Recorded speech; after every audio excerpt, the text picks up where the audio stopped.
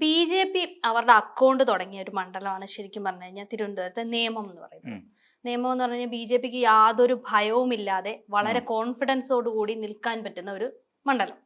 അപ്പം ഈ നിയമത്തെ സംബന്ധിച്ചിടത്തോളം ഇപ്പം വരാൻ പോകുന്ന നിയമസഭാ തെരഞ്ഞെടുപ്പില് കോൺഗ്രസിനെ സംബന്ധിച്ചിടത്തോളം നിയമത്തോട്ട് മത്സരിക്കാൻ ആളില്ല, അല്ലെങ്കിൽ മുതിർന്ന നേതാക്കൾക്ക് മത്സരിക്കാൻ ഒരു ഭയം വരുന്നു, അല്ലെങ്കിൽ ധൈര്യപൂർവ്വം ആർക്കും വരാൻ പറ്റുന്നില്ല കോൺഗ്രസിൽ നിന്ന്. എന്തായിരിക്കും അത്? സത്യത്തില് കോൺഗ്രസിന്റെ ഈ ഒരു ഭയം അസ്ഥാനത്തല്ല.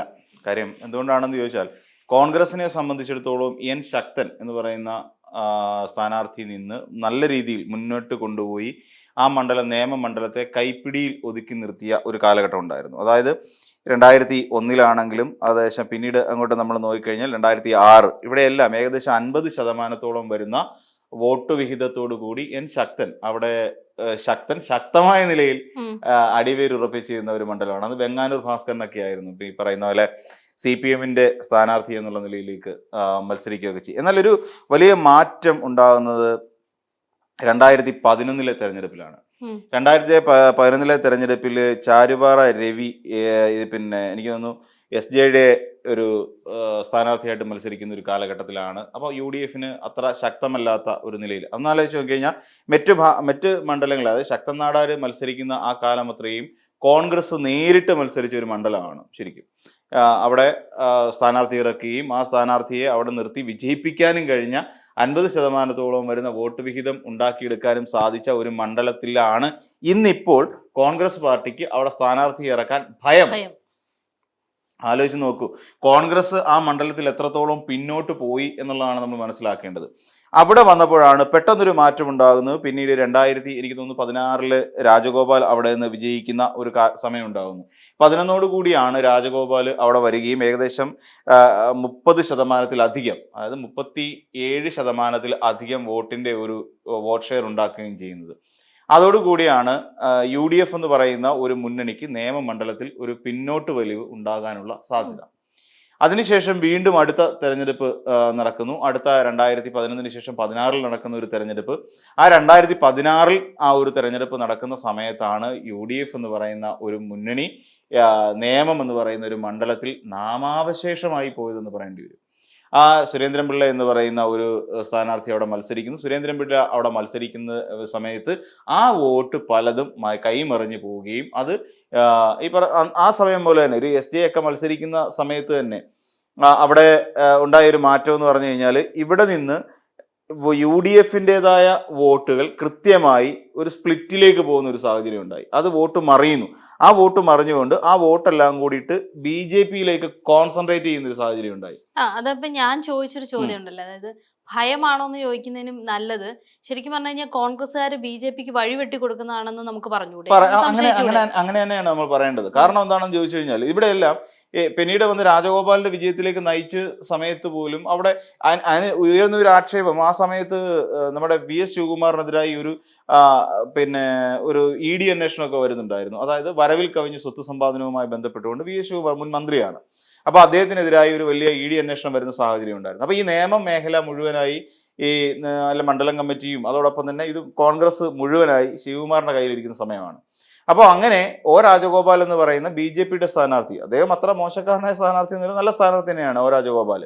അപ്പോൾ അങ്ങനെ ആ രാജഗോപാൽ 2011 ആദ്യം മത്സരിക്കുന്നു.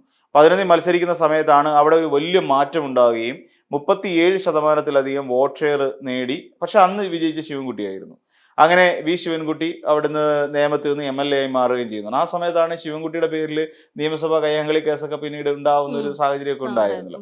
അപ്പോൾ അങ്ങനെ വീണ്ടും രാജഗോപാൽ വീണ്ടും അവിടെ മത്സരിക്കുകയും ശിവൻകുട്ടിയെ പരാജയപ്പെടുത്തിക്കൊണ്ട് അവിടെ UDF-ൻ്റെതായ വോട്ടുകളെല്ലാം മറിഞ്ഞു പോവുകയും ചെയ്തു. മറിഞ്ഞ് രാജഗോപാലിന് അതൊരു ഗുണകരമായി മാറുകയും നമ്മൾ ആലോചിച്ച് നോക്കുക, ഈ സമയത്തൊക്കെ 20%-ൽ താഴേക്ക് UDF-ന്റെ വോട്ട് ഷെയർ നിയമമണ്ഡലത്തിൽ കുറയുന്ന കാഴ്ചയാണ് നമ്മൾ കാണുന്നത്. എന്ന് വെച്ചാൽ പിന്നീട് തിരിച്ചു വരാൻ കഴിയാത്തത്രയും താഴേക്ക് UDF അവിടെ അധപ്പതിച്ചു പോകുന്നു. ഇതിന് എനിക്ക് തോന്നുന്നു ഈ ശക്തൻ നാടാർക്ക് ശേഷം പിന്നീട് ഒരു കോൺഗ്രസ്സുകാരൻ എന്നുള്ള നിലയിൽ അവിടെ മണ്ഡലത്തിൽ മത്സരിക്കുന്ന 21-ലാണ്. അന്ന് തന്നെ പിന്നെ 21 മത്സരിക്കുന്ന സാഹചര്യത്തിൽ കെ മുരളീധരനാണ് മത്സരിക്കാനായിട്ട് ഇറങ്ങുന്നത്. അപ്പോൾ കെ മുരളീധരൻ അവിടെ മത്സരിക്കുന്ന സാഹചര്യത്തിൽ നമ്മൾ മനസ്സിലാക്കേണ്ട ഒരു പ്രധാനപ്പെട്ട കാര്യം, അവിടെ എല്ലാവർക്കും മടിയായിരുന്നു. നേമത്ത് വന്നിട്ട് മത്സരിക്കുക എന്ന് പറഞ്ഞാൽ ആത്മഹത്യാപരമാണ്. കാരണം എന്ന് വെച്ച് കഴിഞ്ഞാൽ ഇപ്പം പിന്നെ അവിടെ BJP വരുന്നു. തന്നെയല്ല കഴിഞ്ഞ 2 തെരഞ്ഞെടുപ്പുകളിലായിട്ട് UDF 3-ാം സ്ഥാനത്തേക്ക് പോകുന്നു. ആ 3-ാം സ്ഥാനത്ത് നിൽക്കുന്ന UDF-ൽ വന്നൊരാൾക്ക് മത്സരിക്കുക ഉമ്മൻചാണ്ടിയുടെ പേര് പരിഗണിച്ചതാണ്, കെ സുധാകരന്റെ പേര് പരിഗണിച്ചതാണ്. അപ്പം അവർ അവസാന നിമിഷം വരെ ആ സ്ഥാനാർത്ഥി നിർണയത്തിന്റെ അവസാന നിമിഷം വരെ പറഞ്ഞത് അവിടേക്ക് ഒരു ശക്തനായ സ്ഥാനാർത്ഥി വരുന്നു എന്നാണ്. കോൺഗ്രസിൽ നിന്ന് അതിശക്തനായ ഒരു സ്ഥാനാർത്ഥി വരുന്നു. അപ്പോൾ ആ സമയത്ത് ഉയർന്നു വന്ന മറ്റൊരു പ്രധാനപ്പെട്ട കാര്യം, കെ മുരളീധരനോട് പാർട്ടി ആവശ്യപ്പെട്ടത് നിങ്ങൾ MP സ്ഥാനം രാജിവെക്കുക. അന്ന് അദ്ദേഹം വടകര MP ആണ്. നിങ്ങൾ MP സ്ഥാനം രാജിവെച്ചിട്ട് ഇവിടെ വന്ന് മത്സരിക്കൂ എന്നാണ് ആവശ്യപ്പെട്ടത്. അപ്പം ഉമ്മൻചാണ്ടിയോട് ആവശ്യപ്പെട്ടു, ഉമ്മൻചാണ്ടി പുതുപ്പള്ളി വിട്ടിട്ട് ഉമ്മൻചാണ്ടിക്ക് ഇവിടെ വന്ന് മത്സരിക്കാം. ഉമ്മൻചാണ്ടിയെ സംബന്ധിച്ചിടത്തോളം പുതുപ്പള്ളി എന്ന് പറയുന്ന ഒരു മണ്ഡലത്തിൽ അല്ല, മറ്റെവിടെയാണ് എറണാകുളത്ത് ഒരു തവണ മത്സരം ജയിച്ചിട്ടുണ്ട് എന്നതിനപ്പുറത്തേക്ക് പുതുപ്പള്ളി വിട്ടിട്ട് ആ സാഹചര്യത്തിൽ മത്സരിച്ചാൽ എങ്ങ് ജയിക്കാൻ സാധിക്കില്ല എന്നുള്ള കാര്യം ഉമ്മൻചാണ്ടിക്ക് നന്നായിട്ട് അറിയാം. തന്നെയുമല്ല, ഉമ്മൻചാണ്ടി ഇവിടേക്ക് വന്ന് മത്സരിച്ചാൽ പാർട്ടിയിലുള്ളവർ അടപടലം ഉമ്മൻചാണ്ടിയെ വീഴ്ത്തുമെന്നുള്ള കാര്യം ഉമ്മൻചാണ്ടിക്ക് കൃത്യമായി അറിയാം.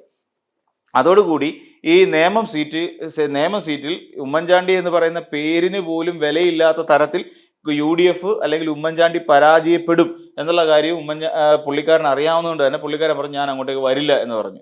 പക്ഷേ പാർട്ടി പറഞ്ഞാൽ അനുസരിക്കാതിരിക്കാൻ പറ്റില്ല. ഹൈക്കമാൻഡ് പറയാണ് ഉമ്മൻചാണ്ടി അവിടെ പോയി നേമത്ത് മത്സരിക്കൂ. അപ്പൊ പിന്നീട് എന്താ അവിടെ ചെയ്യേണ്ടതെന്ന് വെച്ച് കഴിഞ്ഞാൽ കുറേയധികം ആൾക്കാർ പ്രതിഷേധവുമായി രംഗത്തേക്ക് എത്തണം. അതായത് ഉമ്മൻചാണ്ടി ഞങ്ങൾക്ക് തന്നെ വേണം എന്ന് പറഞ്ഞുകൊണ്ട് പ്രതിഷേധം ഉണ്ടാവണം. ആ പ്രതിഷേധം പുതുപ്പള്ളിയിലുണ്ടായി. പുതുപ്പള്ളിയിൽ അങ്ങനെ ഒരു പ്രതിഷേധം ഉണ്ടായി. ഉമ്മൻചാണ്ടിക്ക് വേണ്ടിയിട്ട് ആൾക്കാർ പെരപ്പുറത്ത് കയറുന്ന സമരം ചെയ്യുന്ന ഒരു സാഹചര്യം, പെരപ്പുറത്തെ സമരമൊക്കെ ആ സമയത്ത് ഹിറ്റായതാണ്. അപ്പൊ അങ്ങനെ ഒരു സമരം ഉണ്ടാകുകയും വലിയൊരു പ്രതിഷേധം ഉണ്ടായി. ഞങ്ങളുടെ കുഞ്ഞിനെ ഞങ്ങൾക്ക് വേണം എന്നാവശ്യപ്പെട്ടുകൊണ്ട് പിന്നെ വലിയ പ്രതിഷേധം ഉണ്ടായപ്പോൾ ഹൈക്കമാൻഡ് അതിന് വഴങ്ങേണ്ടി വന്നു. അങ്ങനെ വഴങ്ങേണ്ടി വന്നുകൊണ്ടാണ് ഉമ്മൻചാണ്ടിയെ വീണ്ടും പുതുപ്പള്ളിയിലേക്ക് കൊണ്ടുപോയത്. നമ്മൾ മനസ്സിലാക്കേണ്ട, ഉമ്മൻചാണ്ടിയെ തകർക്കാൻ വേണ്ടിയിട്ടാണ് ആ ഒരു സീറ്റ് അവർ ഓഫർ ചെയ്തത്. അല്ലാതെ ഉമ്മൻചാണ്ടിയെ നിർത്തി വിജയിപ്പിച്ച് ആ സീറ്റ് തിരിച്ചു പിടിക്കുക എന്നുള്ള ഉദ്ദേശമൊന്നുമില്ല. കാര്യം ഉമ്മൻചാണ്ടിക്ക് പോകെ 2021 എത്തിയപ്പോഴേക്കും ഉമ്മൻചാണ്ടിക്ക് സ്വാഭാവികമെന്നാണ് ഉമ്മൻചാണ്ടിയുടെ ആ ഒരു പോപ്പുലാരിറ്റി പോയി. കാര്യം 2016 തന്നെ ഉമ്മൻചാണ്ടി വീണു കഴിഞ്ഞു, ഉമ്മൻചാണ്ടി വീഴ്ത്തി കഴിഞ്ഞു എന്ന് പറയുന്നതാണ് ശരി. കാര്യം കോൺഗ്രസ് തന്നെ വീഴ്ത്തിയാണ്. അപ്പം ആ ഉമ്മൻചാണ്ടിയെ അല്ലെങ്കിൽ ഉമ്മൻചാണ്ടിയെ മുഖ്യമന്ത്രി സ്ഥാനത്ത് നിന്ന് പുറത്താക്കിയിട്ട് പകരം തിരുവഞ്ചൂർ രാധാകൃഷ്ണൻ, ആഭ്യന്തര വകുപ്പ് ഭരിച്ചുകൊണ്ടിരുന്ന തിരുവഞ്ചൂർ രാധാകൃഷ്ണൻ അവിടേക്ക് എത്താൻ വേണ്ടിയിട്ട് നടത്തിയൊരു വലിയ കള്ളക്കളിയുണ്ട്. മുഖ്യമന്ത്രിയാകാൻ വേണ്ടി നടത്തിയ കള്ളക്കളിയായിരുന്നു. പിന്നീട് ജോപ്പനെ അടക്കം അറസ്റ്റ് ചെയ്യുന്നതിലേക്ക് KC ജോസഫ് തന്നെ പറഞ്ഞല്ലേ, അവര് പുറത്ത് റിയാദിലോ മറ്റോ ഇരിക്കുന്ന സമയത്താണ് ഈ അറസ്റ്റ് നടക്കുകയൊക്കെ ചെയ്തത്. അപ്പൊ അങ്ങനെ ഉമ്മൻചാണ്ടിയെ നാമാവിശേഷമാക്കണം എന്നുള്ള ഒരു ഉദ്ദേശത്തോടെ കോൺഗ്രസ്സുകാർ പ്ലാൻ ചെയ്തതാണ്. കാര്യം അവിടെ എന്ത് വന്നാലും കുമ്മനമാണ് അവിടെ മത്സരിക്കുന്നത്, എന്ത് വന്നാലും UDF-ന് അവിടെ മേൽക്കൈ നേടാൻ പറ്റില്ല എന്നും UDF 3-ാം സ്ഥാനത്തേക്ക് പിന്തള്ളപ്പെട്ട് പോകുന്ന സാഹചര്യമാണ് ഉള്ളത് എന്നും അവർക്ക് കോൺഗ്രസ്സുകാർക്ക് നന്നായിട്ട് അറിയാമായിരുന്നു. അതുകൊണ്ടാണ് ഉമ്മൻചാണ്ടിയെ പരിഗണിച്ചത്. പിന്നീട് അടുത്ത ലക്ഷ്യം കെ മുരളീധരനാണ്. അപ്പൊ കെ മുരളീധരനോട് പറഞ്ഞു ആരെ തോൽപ്പിക്കണമോ അവർ നേമത്ത് കൊണ്ടുവരും. അതാണ് അതിന്റെ രീതി. വരുത്തി തീർത്താണ്. ശക്തൻ നാടാര് ജയിച്ച മണ്ഡലമല്ലേന്നേ. ശക്തനാടാര് പിന്നെ വലിയ ഭൂരിപക്ഷത്തിൽ 50% മേലെ വോട്ട് നേടിക്കൊണ്ട് അവിടെ ജയിച്ച മണ്ഡലമാണ്. ആ മണ്ഡലം ഒരു സുപ്രഭാതത്തിൽ ഒരു ടൈം കഴിയുമ്പോഴേക്ക് അത് BJP അനുകൂല മണ്ഡലമായി മാറുന്നു. എങ്ങനെ സംഭവിക്കുന്നു? സ്വാഭാവികമായിട്ട് നമ്മൾ ചിന്തിച്ചു നോക്കൂ, ആര് കാരണമാണ് അങ്ങനെ BJP അനുകൂലമായി മാറിയത്? എന്നിട്ട് അവിടെ പിന്നീട് ഉണ്ടായ എന്താ, ഈ വോട്ടെല്ലാം കൂടെ മറിച്ച് രാജഗോപാലിനെ കൊടുത്ത് രാജഗോപാലിനെ ജയിപ്പിച്ചു. ആ രാജഗോപാലിനെ ജയിപ്പിക്കുകയും 2-ാം സ്ഥാനത്തേക്ക് V ശിവൻകുട്ടി വരികയും 3-ാം സ്ഥാനത്തേക്ക് UDF തള്ളപ്പെടുകയും ചെയ്തു. തുടർന്ന് നടന്ന 2021 തെരഞ്ഞെടുപ്പ് പരിശോധിക്കൂ, അവിടെ കുമ്മന രാജശേഖരൻ 2ാമതെത്തുകയും 3-ാം സ്ഥാനത്തേക്ക് കെ മുരളീധരൻ വീഴുകയും ചെയ്തു. പക്ഷെ കുറച്ച് മുരളീധരൻ വന്നപ്പോൾ ഒരു ചെറിയ മാറ്റമുണ്ടായി. മുരളീധരൻ വന്നപ്പോൾ പാർട്ടി വോട്ടുകൾ കൃത്യമായി, ഏറെക്കുറെ കൃത്യം എന്ന് തന്നെ പറയേണ്ടി വരും, കൃത്യമായി മുരളീധരനിലേക്ക് 35,000-ഓളം വരുന്ന നേട്ടം അവിടെ കെ മുരളീധരൻ ഉണ്ടായി എന്നുള്ളത് വാസ്തവമാണ്. അപ്പൊ ഇതുകൊണ്ട് തന്നെ ഇപ്പോഴും ഈ നിയമമണ്ഡലം എന്ന് പറഞ്ഞു കഴിഞ്ഞാൽ ഇവരെ സംബന്ധിച്ചിടത്തോളം വലിയ പാടാണ്. UDF-നെ സംബന്ധിച്ചിടത്തോളം ഒരു സ്ഥാനാർത്ഥി അവിടെ നിർത്താൻ പ്രയാസമാണ്. തന്നെയല്ല, അവിടെ നിർത്തി ഒരു BJP 1-ാം സ്ഥാനത്തേക്ക് വന്ന് 3-ാം സ്ഥാനത്തേക്ക് കോൺഗ്രസ്സുകാർ താഴെ വീണ് പോയാൽ ഇനിയും നിയമസഭാ തെരഞ്ഞെടുപ്പുമായി ബന്ധപ്പെട്ട് കോൺഗ്രസിന് ഒട്ടും പ്രതീക്ഷയില്ലാത്ത മണ്ഡലമായി പോകുമെന്ന് മാത്രമല്ല, ആ നിൽക്കുന്ന സ്ഥാനാർത്ഥിയെ സംബന്ധിച്ചിടത്തോളം രാഷ്ട്രീയ ഭാവി എന്ന് പറയുന്ന ഇരുളടഞ്ഞതായി പോവുകയും ചെയ്യും. അതുകൊണ്ട് ഇപ്പോഴും എല്ലാവർക്കും പേടിയാ.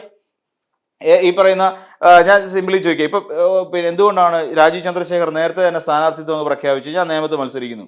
60,000-ന് മുകളിൽ ഭൂരിപക്ഷം അവിടെ പിടിക്കാൻ പറ്റി രാജീവ് ചന്ദ്രശേഖർ നേമത്ത്. അപ്പൊ അതുകൊണ്ടാണ് രാജീവ് ചന്ദ്രശേഖർ ഇപ്പൊ ഫുൾ കോൺഫിഡൻസിൽ അവിടെ നിൽക്കുന്നത്. ഞാൻ വളരെ സിമ്പിൾ ആയിട്ട് ഇപ്പൊ എവിടെ നിന്നാലും ജയിക്കാൻ തയ്യാറായ മുഖ്യമന്ത്രിയാകാൻ നടക്കുന്ന ഒരാളല്ലേ ഈ പറയുന്ന നമ്മുടെ വി ഡി സതീശൻ. സതീശന്റെ ധൈര്യം ഉണ്ടോ അവിടെ ഒന്ന് മത്സരിക്കാൻ?